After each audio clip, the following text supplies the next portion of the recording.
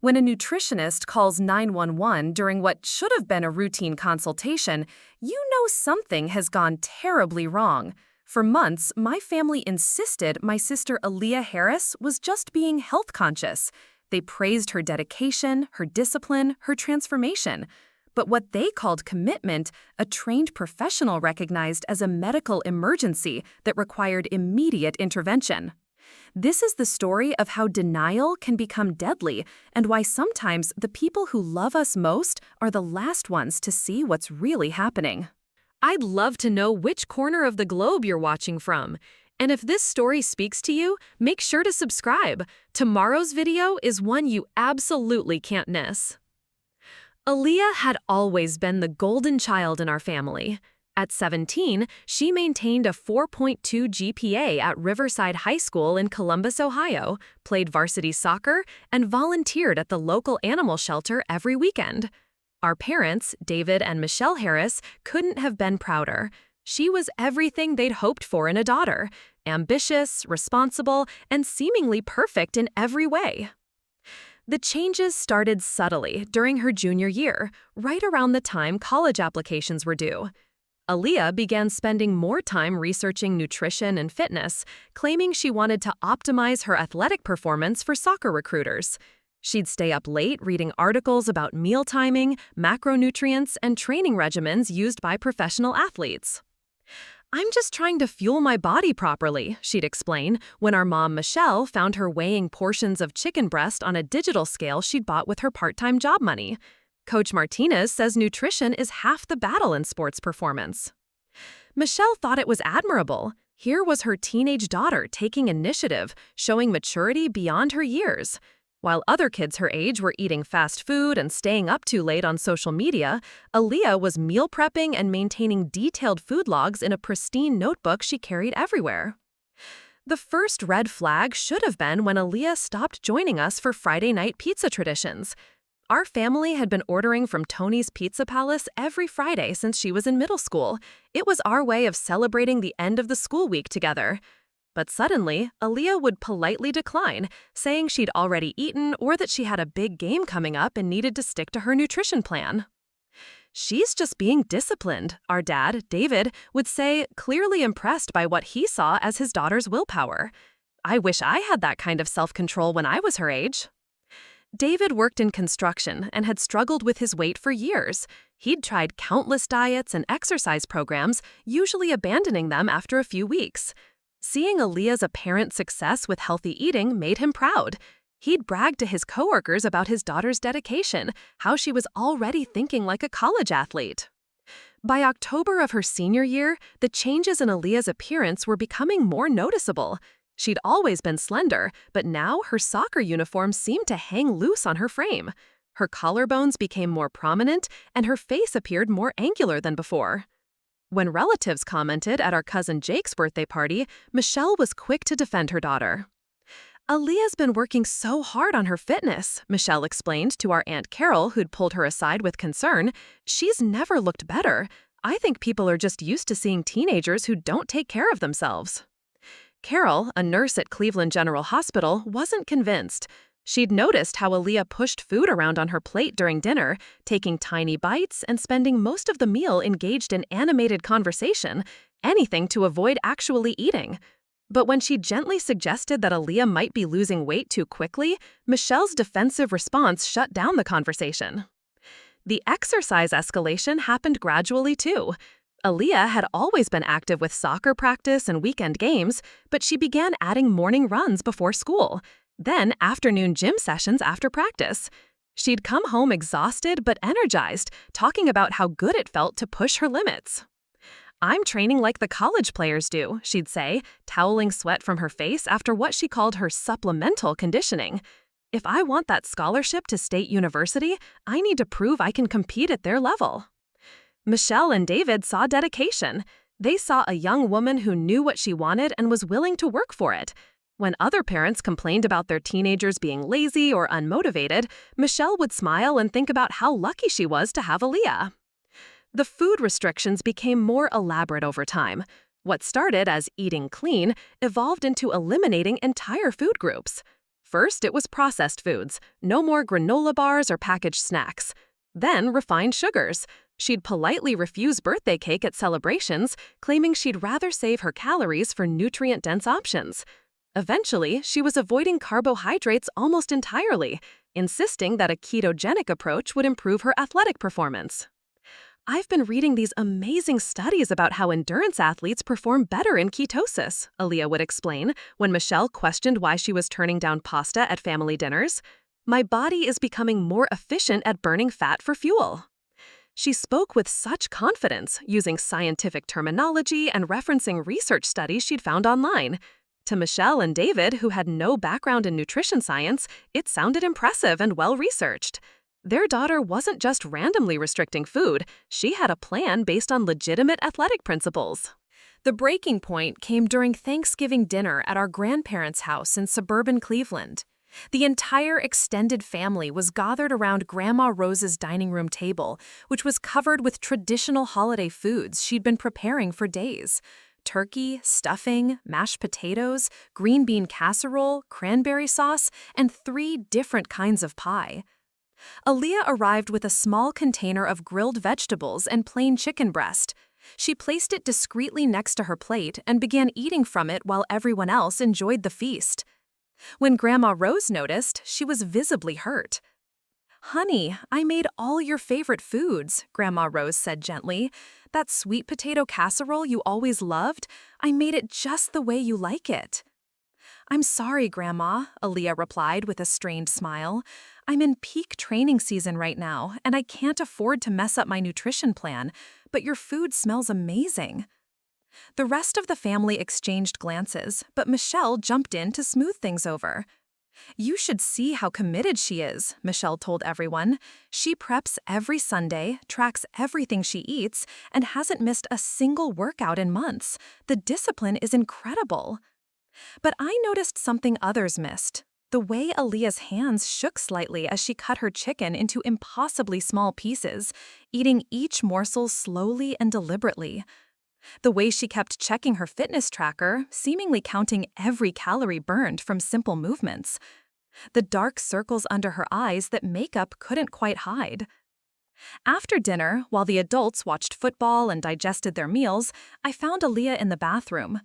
She was staring at herself in the mirror, pinching at skin around her waistline with a look of disgust I've never seen on her face before. "Everything okay?" I asked. She startled, quickly dropping her hands. "Yeah, just checking my form, making sure all this training is paying off." But her voice sounded hollow, not like the confident athlete persona she'd been maintaining. That night, I tried talking to our parents about what I'd observed. I mentioned the trembling hands, the obsessive food measuring, the way she seemed anxious whenever meals were mentioned. But they dismissed my concerns as sibling rivalry or misunderstanding. "Your sister is thriving," David said firmly. "She's happier and healthier than she's ever been. I think you might be jealous of her success." Michelle nodded in agreement. "Aaliyah is finally taking control of her health and her future. I wish more teenagers had her motivation." As December approached and college acceptance letters started arriving, Aaliyah's behavior became even more rigid. She'd wake up at 4:30 a.m. for her morning run, return home to shower and prepare her carefully measured breakfast, then head to school with her pre-portioned lunch and snacks. After soccer practice, she'd hit the gym for additional cardio and strength training. Her academic performance remained flawless, which further convinced our parents that whatever she was doing was working. Her teachers praised her focus and dedication. Her soccer coach, while noting that she seemed to have less energy during practices, attributed it to the intense training schedule she described. The final straw should have been when Aaliyah collapsed during a soccer scrimmage in early January. She'd been running at full speed when she suddenly stumbled and fell, lying motionless on the field for several terrifying seconds before slowly getting back to her feet. "I just got lightheaded," she explained to Coach Martinez and the athletic trainer who rushed over. "I think I forgot to hydrate properly this morning." The coach insisted she sit out the rest of practice and suggested she see the school nurse. But Aaliyah convinced everyone she was fine, promising to drink more water and get extra rest that night. When she came home and told our parents what happened, they accepted her explanation without question. These things happen to athletes, David reasoned. She's been pushing herself hard. Maybe she just needs to dial it back slightly. But dialing it back for Aaliyah meant adjusting her workout schedule, not addressing the underlying issue that was becoming impossible to ignore. Her clothes hung loose, her energy was inconsistent, and she developed a nervous habit of constantly checking her reflection in any available surface. It was Michelle who finally decided that perhaps Aaliyah could benefit from professional guidance. Not because she was worried about an eating disorder, that possibility never crossed her mind, but because she thought a sports nutritionist might help Aaliyah optimize her performance even further. "If you're going to do this, you might as well do it right," Michelle told Aaliyah over breakfast one morning. "I found this nutritionist who works with college athletes. Maybe she can help you fine-tune your approach before you start at State University." Aaliyah agreed, though I noticed a flash of anxiety cross her face before she nodded enthusiastically. She was scheduled to meet with Dr. Patricia Chen, a registered dietitian who specialized in sports nutrition, the following Tuesday after school. None of us realized that this appointment would change everything. Dr. Patricia Chen had been working as a sports nutritionist for 12 years, and she'd seen it all. From college wrestlers cutting dangerous amounts of weight to marathon runners surviving on dangerously low calories. She developed an expert eye for recognizing when athletic dedication crossed into medical territory. Her office at Columbus Sports Medicine Center was decorated with certificates from Ohio State University and photos of successful athletes she'd helped optimize their performance through proper nutrition. When Michelle called to schedule Aaliyah's appointment, she described her daughter as an exceptional student-athlete who wanted to maximize her potential before starting college soccer.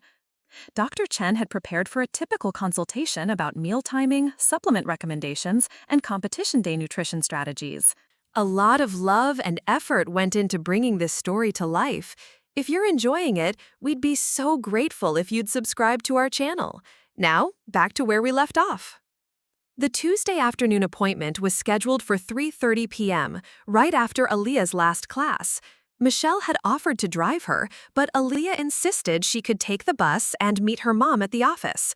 She arrived 15 minutes early, sitting in the waiting room with perfect posture, her hands folded neatly in her lap. Dr. Chen's first impression was concerning. Even through Aaliyah's oversized hoodie and loose-fitting jeans, it was apparent that this young woman was significantly underweight for her height and athletic build. Her face appeared gaunt, with prominent cheekbones and sunken eyes that seemed too large for her features. But what struck Dr. Chen most was the nervous energy radiating from Aaliyah, the constant fidgeting, the rapid blinking, the way she checked her fitness watch every few seconds. "Hi, Aaliyah. I'm Dr. Chen," she said warmly as she led her into the consultation room. "Your mom mentioned you're interested in optimizing your nutrition for college athletics. That's fantastic. I love working with dedicated young athletes." Michelle arrived just as they were settling into the comfortable chairs arranged around Dr. Chen's desk. She looked proud and expectant, clearly anticipating that this professional would validate everything Aaliyah had been doing. "Thank you so much for fitting us in," Michelle said, settling into the chair beside her daughter. "Aaliyah has been so committed to her health and fitness. I thought meeting with you would help her take things to the next level." Dr. Chen nodded and opened her intake form. "Let's start with some basic information. Aaliyah, can you tell me about your current training schedule?" Aaliyah's response was rehearsed and detailed. She described her morning runs, afternoon soccer practices, evening gym sessions, and weekend conditioning work with the precision of someone who'd been defending her routine for months. She spoke quickly, her words tumbling over each other in her eagerness to demonstrate her commitment. "That's quite an extensive program," Dr. Chen observed carefully. "How are you feeling with that workload? Energy levels, recovery, sleep quality?" "I feel amazing," Aaliyah replied immediately, though her leg was bouncing restlessly under the table. "I've never been stronger or more focused. My times are improving, my endurance is better than ever, and I'm sleeping great." Michelle beamed with maternal pride. "She's been incredible to watch. The discipline, the dedication, I've never seen anything like it." Dr. Chen made notes while asking about Aaliyah's current eating patterns. The responses became increasingly concerning. Aaliyah described a rigid meal plan that eliminated virtually all processed foods, limited carbohydrates to minimal amounts around workouts, and consisted primarily of lean proteins and vegetables. She spoke about optimizing nutrient density and maximizing metabolic efficiency, terminology that sounded impressive but masked severely restrictive eating. Can you walk me through what you ate yesterday? Dr. Chen asked, pulling out a detailed food diary form. Aaliyah recited her previous day's intake with mechanical precision: black coffee for breakfast, a small salad with grilled chicken for lunch, an apple as an afternoon snack, and steamed vegetables with a palm-sized portion of fish. The total calories couldn't have exceeded 800 for an active teenage athlete who should have been consuming at least 2,500 calories daily. And how do you feel about those food choices? Dr. Chen probed gently. Are you satisfied with your meals? Do you ever feel hungry between eating times? I feel great, Aaliyah insisted, but her hands were clasped so tightly her knuckles had turned white. I'm not hungry because I'm eating such nutrient-dense foods. Quality over quantity, you know? Michelle nodded approvingly. She's taught me so much about proper nutrition.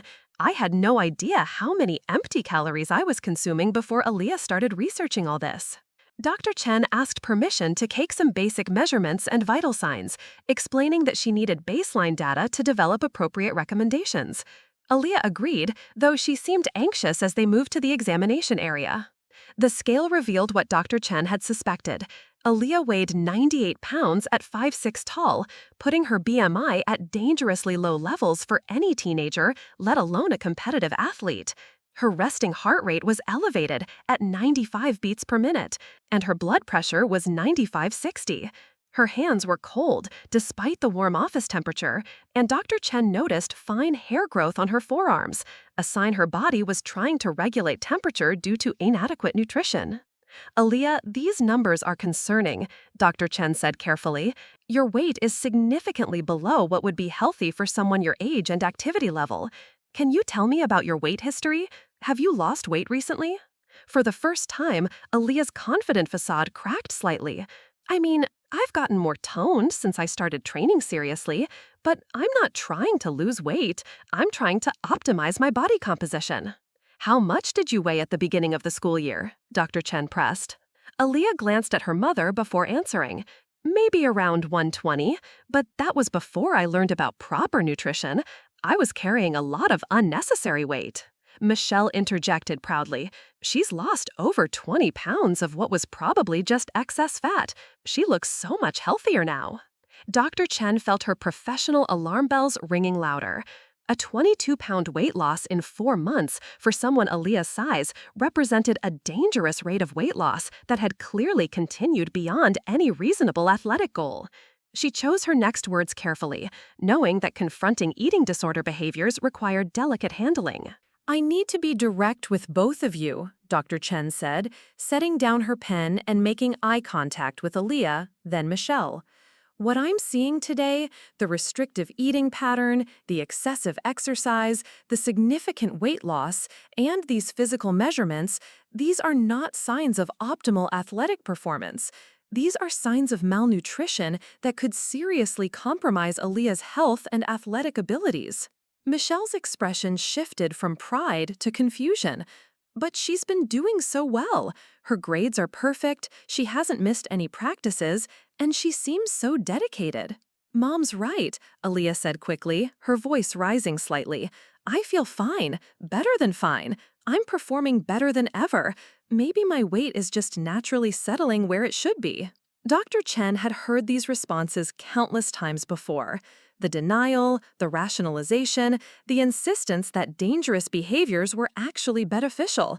She knew she was dealing with someone whose relationship with food and exercise had moved far beyond healthy athletic dedication. Aaliyah, I need to ask you some direct questions, and I want you to be honest with me, Dr. Chen said. Do you ever feel guilty or anxious when you eat? Do you think about food and calories throughout the day? Do you feel like you've lost control if you eat something that's not on your planned list? The questions hit their mark. Aaliyah's composure finally cracked, and tears began forming in her eyes. I just want to be the best athlete I can be, she whispered. I want to earn that scholarship. I want to make my parents proud. Honey, we are proud, Michelle said, reaching for her daughter's hand. But Dr. Chen, surely this is just teenage perfectionism? Aaliyah has always been an overachiever. Dr. Chen took a deep breath. She'd reached the moment that required absolute professional courage.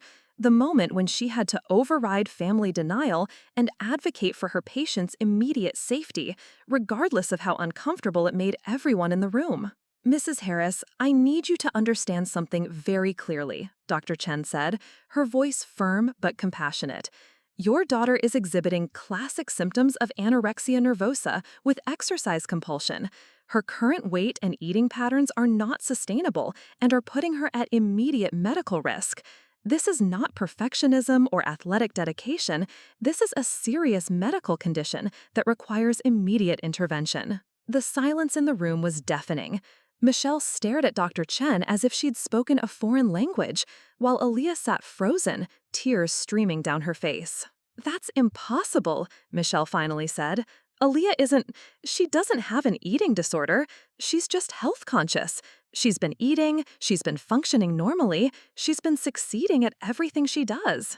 Dr. Chen had anticipated this reaction. Family members, especially parents, were often the last to recognize eating disorder symptoms because they witnessed the behaviors gradually and because their loved ones worked so hard to appear normal and functional. I understand this is shocking, Dr. Chen said gently, but eating disorders are mental health conditions that often mask themselves as healthy behaviors. The restriction, the compulsive exercise, the weight loss, the anxiety around food, these are medical symptoms, not lifestyle choices. She pulled out her phone and began dialing a number Michelle didn't recognize. What are you doing? Michelle asked, panic creeping into her voice. I'm calling emergency medical services, Dr. Chen replied calmly. Aaliyah's vital signs and physical condition indicate she needs immediate medical evaluation. This isn't something we can address with nutrition counseling. This requires emergency medical intervention. The sound of Dr. Chen's voice requesting emergency medical services shattered the careful illusion our family had maintained for months. Michelle shot out of her chair as if she'd been electrocuted, her face cycling through disbelief, anger, and terror in rapid succession. You cannot be serious, Michelle said, her voice escalating. You're calling an ambulance for my daughter because she's in good shape? This is insane. Dr. Chen held up her hand while speaking to the 911 dispatcher.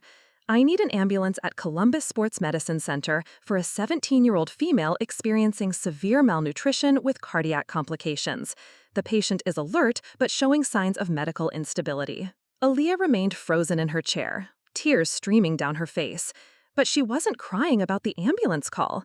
She was crying because someone had finally seen through her carefully constructed facade, and the secret she'd been carrying alone for months was suddenly exposed under fluorescent office lighting. Ma'am, I need you to stay calm, Dr. Chen told Michelle after hanging up. The paramedics will be here in approximately 8 minutes. I know this seems extreme, but Aaliyah's vital signs indicate potential cardiac complications. Her heart rate and blood pressure patterns, combined with her severe weight loss, put her at immediate risk for serious medical events. Michelle began pacing the small office like a caged animal. There has to be another explanation. Maybe she's just naturally thin. Maybe the scale is wrong. Maybe she's dehydrated from practice. Mom, stop, Aaliyah whispered, her first words since the emergency call began. Just stop. The simple request from her daughter caused Michelle to freeze mid-pace. For the first time, she really looked at Aaliyah, not through the lens of maternal pride or denial, but with clear eyes.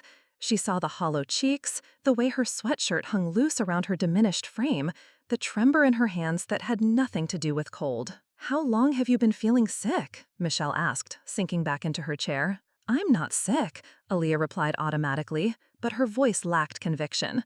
I mean, I get tired sometimes, and dizzy, and sometimes my heart feels like it's racing when I'm just sitting still. But that's normal for athletes, right? Dr. Chen shook her head. Those are symptoms of malnutrition affecting your cardiovascular system. Your body has been breaking down muscle tissue, including heart muscle, to survive on the inadequate calories you've been consuming. The medical explanation seemed to unlock something in Aaliyah. Words began tumbling out of her in a torrent she couldn't control. I didn't mean for it to get this bad. It started as just wanting to be healthier, but then I felt so good about losing those few pounds that I kept going. And every time someone complimented how I looked, I wanted to lose just a little more. But then I couldn't stop thinking about food all the time. I'd lie awake calculating calories and planning my next meal and feeling guilty if I ate even a little bit more than I'd planned. Michelle listened in horrified silence as her daughter continued. I started weighing myself multiple times every day. If the number went up even by half a pound, I'd panic and add extra cardio or cut calories further. I told myself it was for soccer, for college, for being the best version of myself. But really, I was terrified of gaining any weight back because I felt like that was the only thing I could control perfectly. The sound of sirens grew louder outside, and Michelle could hear the emergency vehicles pulling into the medical center parking lot. Reality was crashing down around a carefully constructed narrative she'd built about her daughter's healthy transformation. "Why didn't you tell me?" Michelle asked, her own tears starting. "Why didn't you say you were struggling?" Aaliyah looked at her mother with exhausted honesty. "Because you were so proud of me. You and Dad kept praising my discipline and my dedication. Everyone kept telling me how good I looked, how inspiring my commitment was. How could I tell you that every day felt like a battle I was losing?" Two paramedics entered the office with their equipment, their presence immediately shifting the atmosphere from emotional revelation to medical emergency. The lead paramedic, a middle-aged woman named Sarah Rodriguez, approached Aaliyah with practiced calm. "Hi, sweetie, I'm Sarah. Dr. Chen called us because she's concerned about your health, and we're here to help. Can you tell me how you're feeling right now?" Aaliyah wiped her eyes and tried to compose herself. "I feel okay, just tired, I guess, and my heart is beating really fast, but that might be because I'm scared." Sarah began checking Aaliyah's vital signs while her partner prepared monitoring equipment. Her blood pressure had dropped further to 88/55, and her heart rate had climbed to 108 beats per minute, despite her sitting calmly. When Sarah checked her temperature, it registered 96.2 degrees, well below normal. "Has she been having any chest pain, dizziness, or fainting episodes?" Sarah asked Dr. Chen while monitoring Aaliyah's pulse. "She collapsed during soccer practice 2 weeks ago," Michelle interjected, the memory suddenly taking on sinister new meaning. "She said she was just dehydrated." Sarah exchanged a meaningful look with her partner. "We need to get her to the hospital for comprehensive evaluation. Her body is showing signs of significant stress from malnutrition, and she needs immediate medical monitoring." The word hospital seemed to snap Michelle back into protective mother mode. "Wait, can't we just start her on a nutrition plan? Maybe she can see a counselor. Does she really need to go to the hospital?" Dr. Chen answered firmly, "Mrs. Harris, eating disorders have the highest mortality rate of any mental health condition. Aaliyah's body is currently consuming its own muscle tissue to survive, including potentially her heart muscle. She needs medical stabilization before any outpatient treatment can be effective." As the paramedics prepared to transport Aaliyah, she grabbed her mother's hand. "I'm scared, Mom. I wanted to tell you, but I didn't know how to stop. Every time I tried to eat normally, I felt like I was failing or being weak. I felt like everyone would be disappointed in me." Michelle squeezed her daughter's hand tightly. "We're going to figure this out together. I should have seen what was happening. I should have known the difference between healthy habits and what you were going through." The transport to Columbus General Hospital took 12 minutes, with Michelle following in her car and Dr. Chen coordinating with the emergency department about Aaliyah's condition. During the ambulance ride, Aaliyah's heart rate became increasingly irregular, validating Dr. Chen's decision to call for emergency intervention. At the hospital, Aaliyah was immediately taken to a cardiac monitoring unit where a team of specialists began comprehensive testing. Blood work revealed severe electrolyte imbalances, dangerously low protein levels, and signs of organ stress consistent with prolonged malnutrition. An EKG showed irregular heart rhythms that could have led to sudden cardiac events if left untreated. Dr. Jennifer Walsh, the emergency physician overseeing Aaliyah's care, pulled Michelle aside in the hospital corridor. "Your daughter is going to need intensive treatment, both medically and psychologically. The physical complications from anorexia nervosa can be reversed with proper care, but the recovery process is complex and requires specialized intervention. Michelle felt the weight of months of missed signs crashing down on her. I thought I was being supportive. I thought her dedication was something to celebrate. How did I get it so wrong? Eating disorders are incredibly skilled at disguising themselves as healthy behaviors, Dr. Walsh explained compassionately. Parents often miss the signs because the behaviors appear positive on the surface. The important thing now is getting Aaliyah the comprehensive care she needs. Meanwhile, David had rushed to the hospital after receiving Michelle's frantic phone call. He arrived to find his daughter connected to heart monitors in a hospital bed, looking smaller and more fragile than he'd ever seen her. The construction worker, who'd been so proud of his daughter's discipline, now faced the reality that her behaviors had nearly cost her life. "I don't understand how this happened," he said quietly to Michelle as they stood outside Aaliyah's room. "She seemed so healthy, so strong, so in control of everything." "That was the problem," Michelle replied, finally beginning to understand. She was too in control. She was controlling herself right into a medical emergency. The hospital's eating disorder specialist, Dr. Michael Torres, arrived that evening to begin Aaliyah's psychological evaluation. His assessment confirmed what Dr. Chen had recognized immediately. Aaliyah was suffering from anorexia nervosa with exercise compulsion, complicated by severe malnutrition and cardiac complications. Recovery is possible, Dr. Torres assured the family during their consultation, but it requires intensive treatment, family therapy, medical monitoring, and a commitment to changing the entire family's relationship with food, exercise, and health. This isn't something Aaliyah can overcome with willpower alone. Eating disorders are complex mental health conditions that require professional intervention. As the first night in the hospital stretched on, Aaliyah lay in her monitored bed, finally feeling a strange sense of relief. The secret was out. The pretending was over. The exhausting performance of being the perfect athlete and student had ended in the most dramatic way possible. But for the first time in months, she wasn't calculating calories or planning her next workout. She was simply trying to process how her desire to be healthy had nearly destroyed her health entirely, and wondering if recovery was really possible for someone who had forgotten how to trust her own body. The second day in the hospital brought a parade of specialists that made our family's head spin.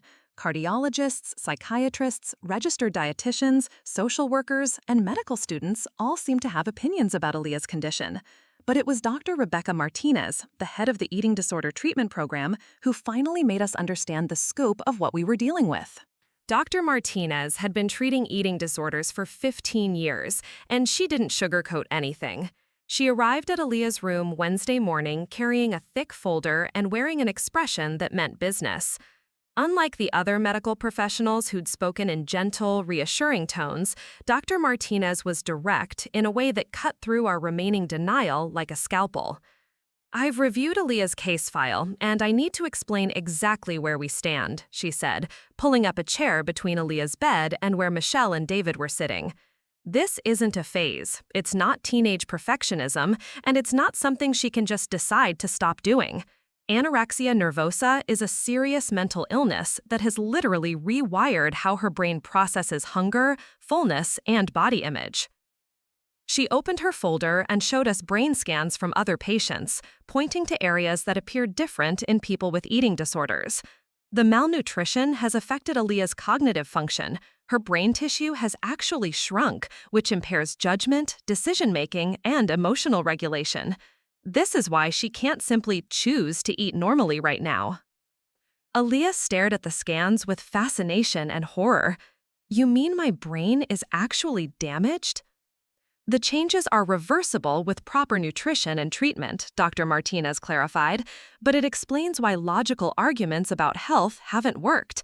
Your brain literally can't process food and weight the same way it did before this illness developed." David shifted uncomfortably in his chair. Since arriving at the hospital, he'd been unusually quiet, processing the reality that his daughter's admirable discipline had nearly killed her. "So, what does treatment look like? How long until she's back to normal?" Dr. Martinez's expression grew more serious. "There's no quick fix. Eating disorder recovery typically takes years, not months. Aaliyah will need intensive therapy, medical monitoring, nutritional rehabilitation, and family involvement. The mortality rate for anorexia nervosa is around 12%, higher than most cancers.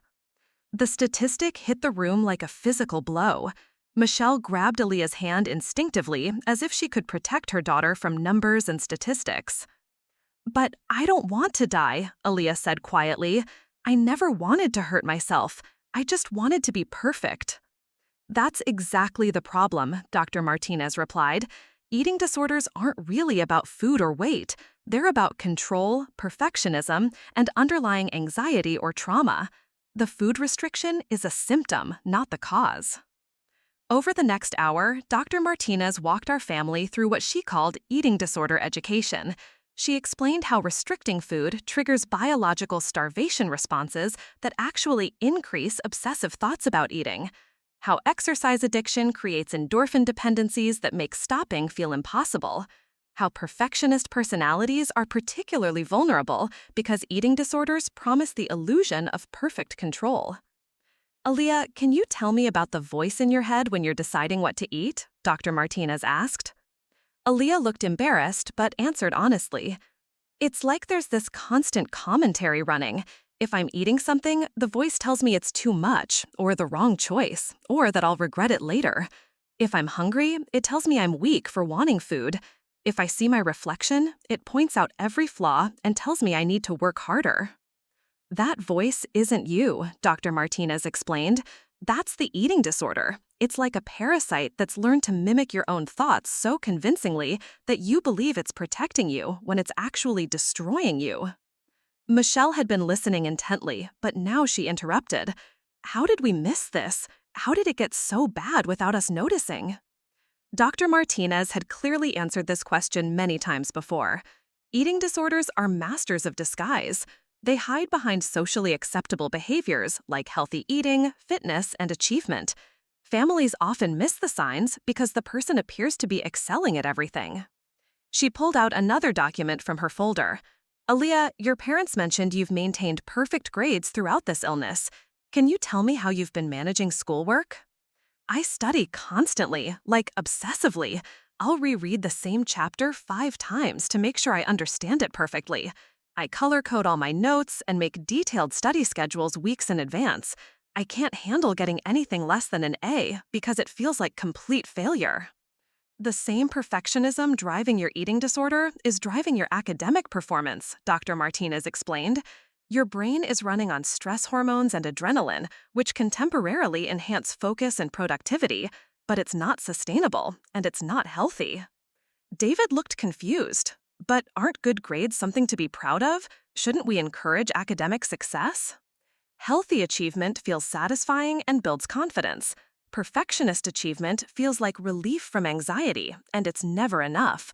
Aaliyah, do you feel proud when you get good grades, or do you just feel temporarily less anxious?" Aaliyah considered the question. "I guess I feel relieved that I didn't fail, but then I immediately start worrying about the next test or assignment. I don't think I've actually felt proud of anything in months." The conversation was interrupted by a knock on the door. A young woman in scrubs entered, carrying a meal tray, and the atmosphere in the room immediately became tense. Aaliyah's heart monitor began beeping faster as her anxiety spiked. "This is where the real work begins," Dr. Martinez said. "Food is both the medicine and the thing the eating disorder fears most.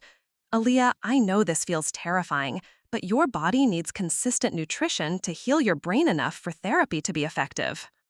The meal tray contained what looked like a normal lunch: a sandwich, some fruit, a small bag of chips, and a carton of milk.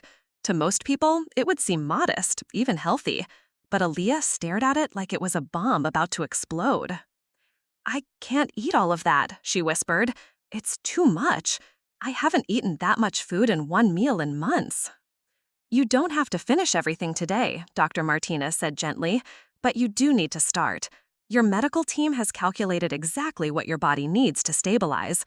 This isn't about weight gain right now. It's about keeping your heart functioning properly." Michelle watched her daughter's internal struggle with growing understanding. For the first time, she could see the eating disorder as separate from Aaliyah herself. There was her intelligent, thoughtful daughter, and there was this illness that had hijacked her thoughts and convinced her that normal amounts of food were dangerous. "What happens if she can't eat enough?" David asked. "Do you force-feed patients?" Dr. Martinez explained the progression of interventions. We start with encouragement and support. If that's not sufficient, we might use nutritional supplements.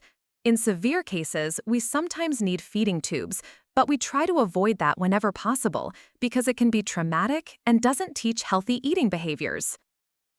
Aaliyah picked up half of the sandwich with shaking hands. "Will you stay while I try to eat?" she asked her parents. "I know this is scary for you too, but I think I need you here." What followed was the most difficult 30 minutes our family had ever experienced together.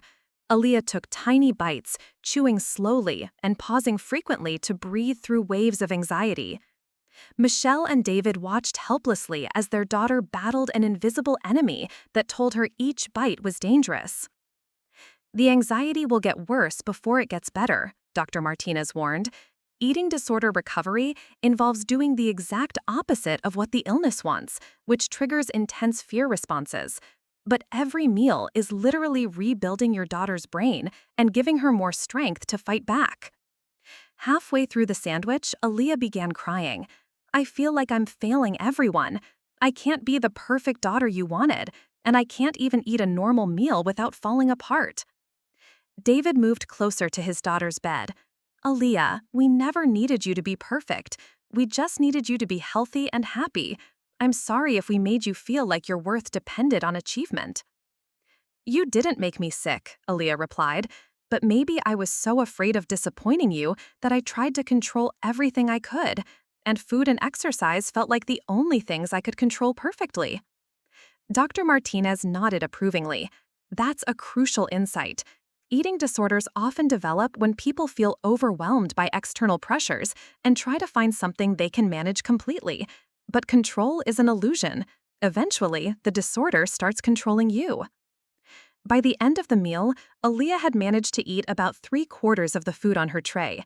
She was exhausted, emotionally drained, and her anxiety was still elevated, but she'd taken the first small step toward nourishing her body properly. "How long will eating feel this hard?" Michelle asked Dr. Martinez as they prepared to leave for the day. "Months," she answered honestly. "Every meal will be a challenge for quite a while. But gradually, as her brain heals and she develops coping strategies in therapy, eating will become less frightening. Recovery isn't linear. There will be good days and setbacks, but it is possible." That evening, as our family sat in the hospital cafeteria eating dinner, we had our first honest conversation about what recovery would really look like. Gone were the illusions about quick fixes or simple solutions. We were facing a long, difficult journey that would require all of us to change how we thought about food, exercise, achievement, and what it meant to support someone we loved. But for the first time since this crisis began, we also had hope. Not because recovery would be easy, but because we finally understood what we were fighting against, and now we knew we didn't have to fight it alone. After 6 days of medical stabilization, Aaliyah was discharged from Columbus General Hospital with a treatment plan that would dominate our family's life for the foreseeable future. The discharge meeting included more professionals than I could keep track of: Dr. Martinez, a nutritionist named Kelly Compson, a therapist specializing in adolescent eating disorders named Dr. Sarah Kim, and a case coordinator whose job was apparently to make sure we didn't fall through the cracks of the healthcare system. The treatment plan was overwhelming in its complexity. Aaliyah would attend intensive outpatient therapy 3 days a week, see Dr. Martinez for medical monitoring twice weekly, meet with Kelly Thompson for nutrition counseling, and participate in family therapy sessions every Sunday. She was also prescribed medication to help with the anxiety that had been driving many of her restrictive behaviors. "This feels like a full-time job," Michelle said as we reviewed the schedule in the hospital conference room. "How is she supposed to keep up with school?"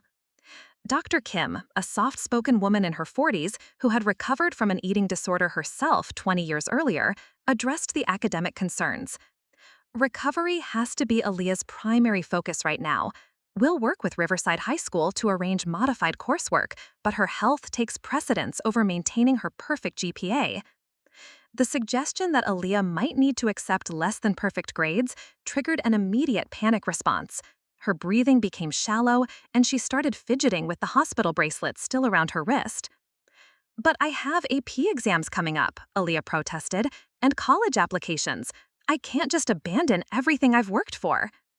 "You're not abandoning anything," Dr. Kim replied calmly.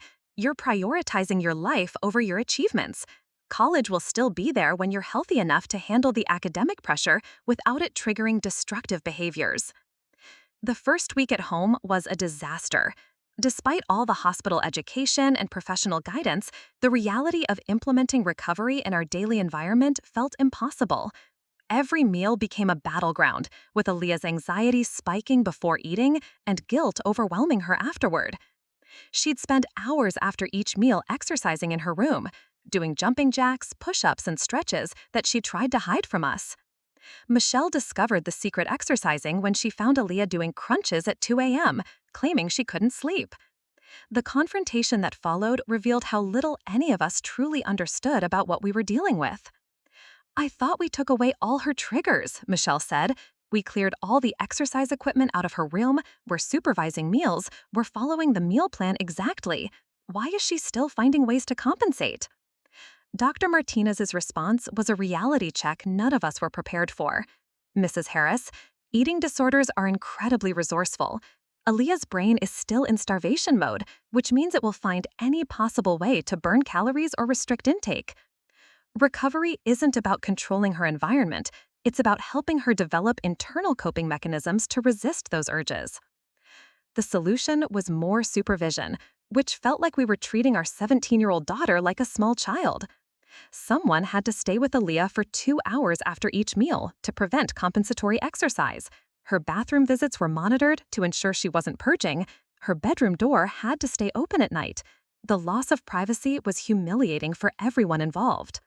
"I feel like a prisoner in my own house," Aaliyah said during a particularly difficult family therapy session with Dr. Kim.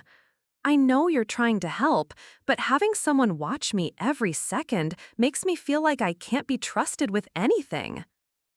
Dr. Kim helped us understand that the supervision wasn't about trust. It was about preventing behaviors that Aaliyah genuinely couldn't control yet. "Your brain is still healing," she explained to Aaliyah. "Right now, the eating disorder thoughts are stronger than your rational thoughts.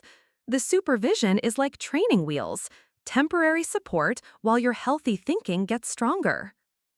The turning point came 3 weeks into outpatient treatment, during what seemed like an ordinary Tuesday morning. Aaliyah had managed to eat her prescribed breakfast without visible distress, and she was sitting at the kitchen table working on modified homework assignments when she suddenly started sobbing. "I'm so tired," she said through her tears. "I'm tired of fighting my own brain every single day. I'm tired of being afraid of food. I'm tired of feeling guilty about everything I eat. I'm tired of disappointing everyone, including myself." For the first time since this whole ordeal began, her tears weren't about anxiety or fear. They were about exhaustion. The eating disorder had been working overtime to maintain control, and Aaliyah was finally acknowledging how much energy it was consuming. "What would it feel like to stop fighting?" Michelle asked gently, sitting down beside her daughter. "I don't know," Aaliyah admitted. "I've been listening to this voice in my head for so long that I don't remember what my own thoughts sound like anymore. Sometimes I can't tell if I'm hungry or if I'm supposed to be hungry. I can't tell if I'm tired from not eating enough or if I'm tired from trying to eat enough." This conversation led to a breakthrough in therapy. Dr. Kim introduced something called thought challenging, where Aaliyah learned to identify which thoughts belonged to her and which belonged to the eating disorder. It was like learning to recognize a manipulative friend who always gave terrible advice. "The eating disorder voice is very convincing because it sounds like you," Dr. Kim explained during one of their individual sessions. "But it always has the same goals: restrict food, increase exercise, focus on appearance, avoid uncomfortable emotions. Your authentic voice has much more varied concerns and desires." Learning to distinguish between her thoughts and the disorder's thoughts was exhausting work. Aaliyah would spend entire therapy sessions dissecting conversations she'd had with herself about food choices, trying to identify which voice was speaking and what it was really trying to achieve. The process was made more complicated by well-meaning comments from people outside our immediate family. Teachers praised her healthy eating when they saw her lunch. Relatives commented on how good she looked when she'd gained back some of the dangerous weight loss. Classmates asked for diet advice, not knowing she was in eating disorder recovery. Everyone keeps reinforcing the eating disorder, Aaliyah complained after a particularly triggering day at school. Mrs. Peterson told me she wished she had my willpower when I turned down a birthday cake in chemistry class. How am I supposed to get better when everyone thinks what I'm doing is admirable? This led to another crucial component of treatment: education for our extended family and Aaliyah's teachers. Dr. Martinez provided materials for us to share with anyone who had regular contact with Aaliyah, explaining that comments about food, weight, or appearance could trigger setbacks in recovery. The conversation with David's parents was particularly difficult. Grandpa Joe, a man who'd lived through the Great Depression and believed strongly in self-discipline, couldn't understand why Aaliyah needed professional help to just eat normally. "In my day, you ate what was put in front of you and you were grateful for it," he said during a tense Sunday dinner. All this therapy and medication seems like making a mountain out of a molehill. David, who'd been struggling with his own guilt about missing the warning signs, finally found his voice. "Dad, this isn't about discipline or willpower. Aaliyah has a mental illness that nearly killed her. Would you tell someone with diabetes to just stop needing insulin?" The analogy helped some family members understand, but others remained skeptical. Aaliyah learned to navigate these interactions as part of her recovery, practicing responses to triggering comments and developing boundaries with people who couldn't support her healing process. By month 2 of outpatient treatment, small victories began accumulating. Aaliyah ate a slice of pizza at a friend's birthday party without immediately calculating calories. She took a rest day from exercise when her body felt tired instead of pushing through fatigue. She asked for a snack between meals when she felt hungry, trusting her body's signals for the first time in almost a year. But the most significant breakthrough came during a family therapy session when Aaliyah finally articulated what the eating disorder had really been about. "I think I was so afraid of being ordinary," she said, looking directly at Michelle and David. "I thought if I wasn't the smartest, the most disciplined, the most perfect at everything, then I wouldn't be worth loving. The eating disorder felt like proof that I could be extraordinary, even if it was in a destructive way." Michelle's eyes filled with tears. "Aaliyah, we love you because you're our daughter, not because of your grades or your achievements or how you look. We love you because you're kind and funny and thoughtful, and because you exist." "I'm learning to believe that," Aaliyah replied, "but it's hard to trust when you've spent so long thinking your worth depends on being perfect." Recovery was revealing itself to be much more than just eating normally. It was about rebuilding Aaliyah's entire relationship with herself, learning to tolerate imperfection, and developing healthy ways to cope with stress and anxiety that didn't involve controlling food and exercise. As we approached the 3-month mark of intensive treatment, our family had been transformed. We'd learned to talk about difficult emotions instead of pretending everything was fine. We'd developed new traditions that didn't revolve around food or achievement. Most importantly, we'd learned that loving someone with a mental illness meant supporting their recovery even when it was inconvenient, expensive, and emotionally exhausting. The road ahead was still long, but for the first time since that terrifying day in Dr. Chen's office, we felt like we were traveling in the right direction. The phone call that changed everything came on a rainy Thursday afternoon in March, almost exactly 1 year after that life-altering appointment with Dr. Chen.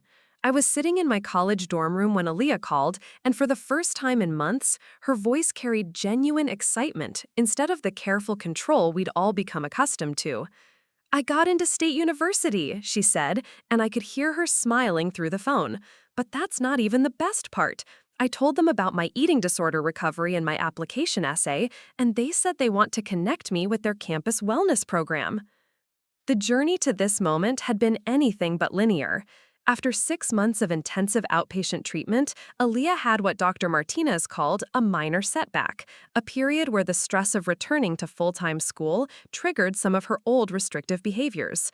Instead of hiding it like she would have in the past, she immediately told Michelle and David what was happening and asked for additional support. The difference was that she recognized the warning signs herself, Dr. Kim explained during a family session shortly after the setback. Relapse isn't failure in eating disorder recovery, it's often part of the healing process. What matters is how quickly someone can reach out for help instead of spiraling in secret. The setback led to important adjustments in Aaliyah's treatment plan. She continued therapy, but shifted to seeing Dr. Kim only once a week instead of 3 times. The medication that had helped with her anxiety was adjusted to a lower dose as her coping skills improved. Most significantly, she began attending a support group for teenagers in eating disorder recovery. Meeting other people who understood exactly what I was going through was incredible, Aaliyah told us after her first group session. For so long, I felt like I was the only person who'd ever struggled with these thoughts. Hearing other people describe the same internal battles made me feel less crazy. The support group introduced Aaliyah to the concept of becoming a peer mentor for others beginning their recovery journey. 6 months into her own healing process, she began attending intake sessions at the treatment center, sharing her story with newly diagnosed patients and their families. I remember being in that hospital bed thinking recovery was impossible, she told one family during a particularly emotional session.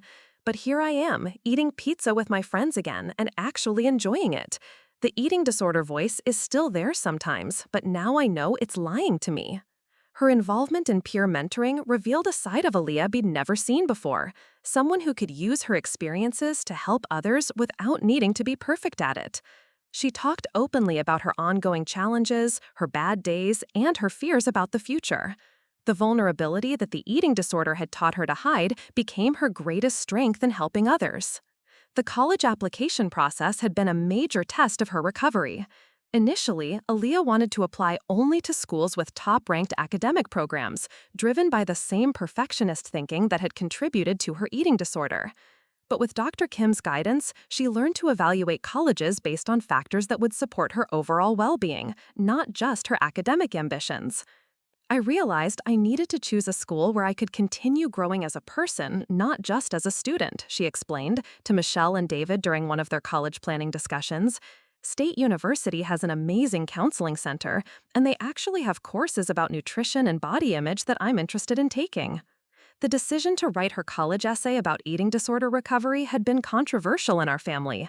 David worried that discussing mental health issues might hurt her chances of admission, while Michelle feared it would define Aaliyah by her illness rather than her achievements. But Aaliyah was determined to be honest about her experiences. If a school doesn't want me because I've struggled with mental health issues, then it's not the right place for me, she said, with a confidence that would have been impossible a year earlier. Recovery taught me that hiding parts of myself to seem more acceptable always backfires eventually. The essay she wrote was remarkable in its honesty and insight. She described the eating disorder not as a character flaw or personal failure, but as a mental illness that taught her important lessons about resilience, self-compassion, and authentic success. She wrote about learning to distinguish between healthy achievement and perfectionist anxiety, and how her recovery work had given her tools for managing stress that would serve her through college and beyond. I used to think strength meant never needing help, she wrote. Recovery taught me that real strength means knowing when to ask for support and being brave enough to face uncomfortable truths about yourself. These are skills I plan to use not just in maintaining my own wellness, but in whatever career path allows me to help others facing similar challenges. The acceptance letter from State University included a personal note from an admissions counselor who had been moved by Aaliyah's essay. They mentioned that the university was looking for students who demonstrated genuine personal growth and resilience, and they saw both qualities clearly in her application. But perhaps the most meaningful moment in Aaliyah's recovery journey came during what should have been an ordinary family dinner 6 months before her high school graduation. Michelle had made spaghetti with meat sauce, a meal that would have triggered hours of anxiety and compensatory behavior during the worst of Aaliyah's illness. Instead of the careful portion measuring and tense silence that had characterized family meals for so long, Aaliyah served herself a normal portion, ate it while participating in conversation about David's latest construction project, and even asked for seconds. When Michelle offered garlic bread, Aaliyah took a piece without visible hesitation. "This feels so normal," Aaliyah said suddenly, pausing mid-bite. "I just realized I haven't thought about calories or felt guilty about enjoying my food this entire meal. When did that happen?" The question hung in the air for a moment before Michelle started crying, not tears of sadness or fear, but of overwhelming relief and gratitude. "I don't know exactly when it happened," Michelle replied, "but I'm so proud of how hard you've worked to get here." Recovery hadn't been a straight line from sick to healthy. There had been countless difficult days, therapy sessions that felt like torture, family arguments about treatment compliance, and moments when everyone wondered if the progress was worth the enormous investment of time, money, and emotional energy. But gradually, almost imperceptibly, Aaliyah had reclaimed pieces of herself that the eating disorder had stolen. She rediscovered her love of reading for pleasure instead of just for academic achievement. She started listening to music again instead of constantly calculating how many calories she was burning during activities. She began expressing opinions about topics other than food and exercise, engaging with the world beyond her internal monitoring systems. The relationship between Aaliyah and our parents had also transformed. Michelle and David learned to express pride in their daughter's character and effort rather than just her accomplishments. They developed new ways of showing love that didn't involve commenting on appearance or achievement. Most importantly, they learned to trust Aaliyah's own judgment about her body and her needs. "Recovery gave us our daughter back," David said during their final family therapy session with Dr. Kim. "But it also gave us a better version of our family. We talk about real things now instead of just celebrating surface-level successes." As Aaliyah prepared for college, she continued seeing Dr. Kim monthly and planned to connect with counseling services at State University. She'd learned that mental health maintenance was an ongoing process, not a problem to be solved once and forgotten. "I used to think recovery meant getting back to who I was before the eating disorder," Aaliyah reflected during one of our conversations before she left for college. "But I don't want to go backward. The person I was before was vulnerable to developing an eating disorder in the first place. Recovery helped me become someone who can handle life's challenges without hurting myself." Today, Aaliyah is thriving in her sophomore year at State University, majoring in psychology with a focus on eating disorder treatment. She volunteers with the campus peer counseling program and has maintained her recovery while navigating the normal stresses of college life. She still sees a therapist regularly, has developed a group of friends who support her well-being, and has learned to pursue academic success in ways that enhance rather than threaten her mental health.